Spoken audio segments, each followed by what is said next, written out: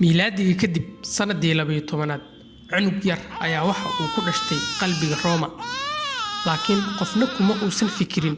in uu noqon doono shaqsigii ugu xumaa ee adduunka soo mara kaasi waa Caligula qofkii ugu daalamsanaa ee dunida soo mara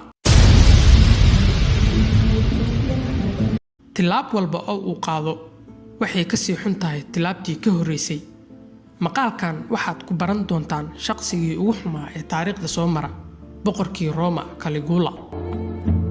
run ahaantii shakhsiyaad fara badan oo xun ayaa taariikhda insaanka soo maray laakiin kan waa kii ugu dhaqanka xumaa ugu naxariista darnaa dilal wadareed gowraca caruurta yaryar kufsi iyo wax kasta oo xumaan ah ee bilaadan sameeyo ayuu sameeyay qubrada taariikhda qura waxayba ula bixin wajimadoobihii taariikhda Roma wuxuu dalbaday in la soo aruuriyo sanabyadii ay Roma caabudi jirtay isagoo madaxyada ka jaray kadibna madaxiisa ku dhajiyay isagoo markaas sheeganaya ilaahnimo subhanallah sida uu u naxariis darnaa ayuuna u dhaqan xumaa wuxuu xoogay walaashiis markii ay uur qaadayna caloosha ayuu ka jeexay cunugii oo rixim ah ayuu ka soo saaray kadibna wuxuu ku dhawaaqay inuu canuga cadka hilibka ah yahay ilaahay canugiisa subhanallah kadib walaashiis sidaas ay ku dhimatay markii ay dhimatay walaashiisa Drusilla wuxuu ku dhawaaqay tacsi laakiin tacsidii aan naqaanay ma ahan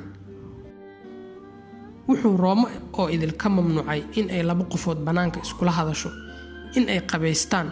iyo waliba familada xitaa in ay si wada jir ah cunno u wada cunaan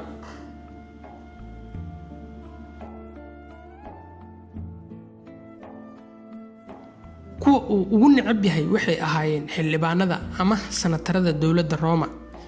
xilliyada qaar waxa uu ku amri jiray farastiisa asigoo saaran oo ay farastu xoog u ordayso inay dhinacyadiisa ordaan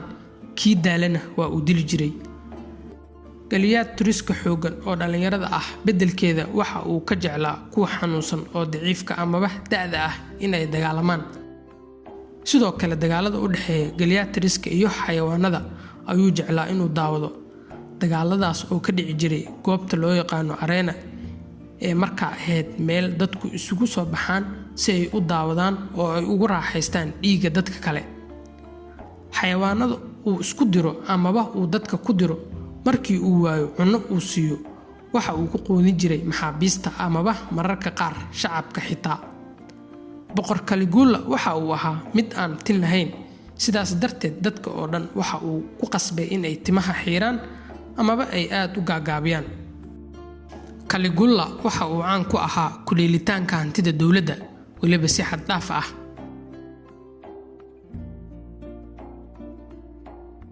dahabka ay dawladdu leedahay in uu dhalaaliyo ayuu dabaqyada sare ka soo daadin jiray isagoo dareere ah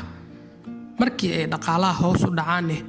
waxa uu sameyn jiray xildhibaanada naagahooda iyo gabdhahooda in uu guri ku soo aruuriyo ayuu shacabka Roma gaar ahaan ragga ku oran jiray maanta waxaan idin hayaa naagihii Roma ugu sharafta badnaa ee u kaalaya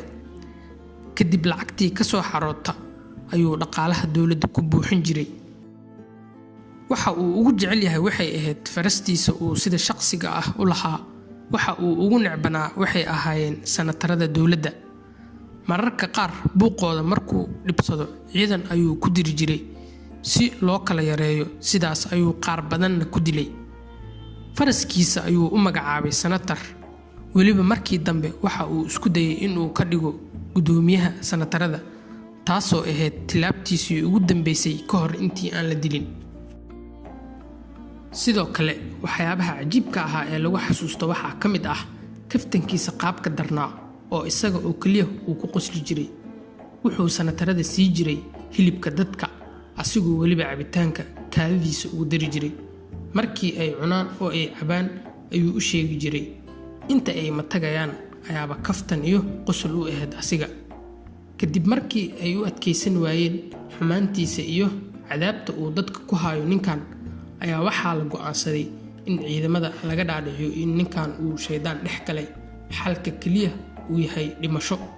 kadibna sidaas ayaa lagu dilay hilibkiisana eeyaha iyo xayawaanadii kale ee uu korsan jiray ayaa loo daadiyay ogow ninkan intaan oo xumaan ah in uu sameeyo 4 sano oo keliya ayaa ku filnaatay. haddii aad nala joogto ilaa dhammaadka fiidiyooga fadlan subscribe like noo dheh sidoo kale asxaabtaadan la wadaag si uu asxaab badan u gaaro. haddii aad doonaysid fiidiyooga noocan inaad dhegaystid fadlan gambareerka furo si aad ula socotid.